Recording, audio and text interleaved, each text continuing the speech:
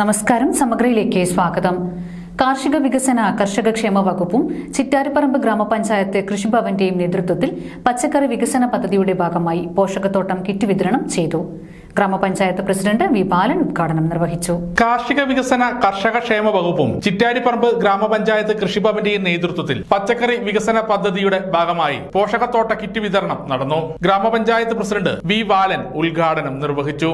ഏറെ അഭിമാനകരമായ ഒരു കൃഷി രീതിയാണ് ഇപ്പോൾ നമ്മുടെ സംസ്ഥാനത്ത് നടപ്പാക്കിക്കൊണ്ടിരിക്കുന്നത്.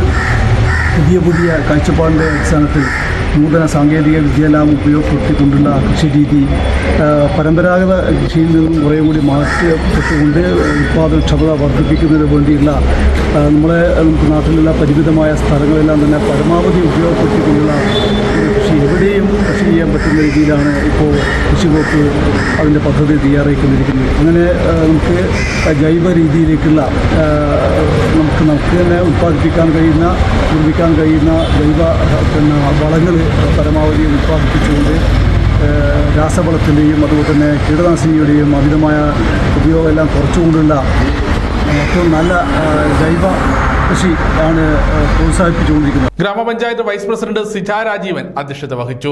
ഗോവിന്ദൻ, OC കമല എന്നിവർക്കുള്ള കിറ്റ് വിതരണവും ചടങ്ങിൽ നടന്നു. കൂത്തുപറമ്പ് കൃഷി അസിസ്റ്റന്റ് ഡയറക്ടർ ഷീന വിനോദ് പദ്ധതി വിശദീകരണം നടത്തി. 100 കിറ്റുകളാണ് വിതരണം ചെയ്തത്. വികസനകാര്യ standing committee chairman C Chandran, ക്ഷേമകാര്യ standing committee chairperson M Roja, ആരോഗ്യ വിദ്യാഭ്യാസ standing committee chairman CC Sahinraj master, മെമ്പർമാരായ KV ശ്രീധരൻ, ലീഷ്മ സന്തോഷ്, കൃഷി ഓഫീസർ A സൗമ്യ, അസിസ്റ്റന്റ് കൃഷി ഓഫീസർ മിനി അച്ചിലാട്ട്, കൃഷി അസിസ്റ്റന്റ്മാരായ VK Lijomol, AR Ranjith, A ശ്യാമിത തുടങ്ങിയവർ ചടങ്ങിൽ പങ്കെടുത്തു. സമഗ്ര ന്യൂസ്, കൂത്തുപറമ്പ്.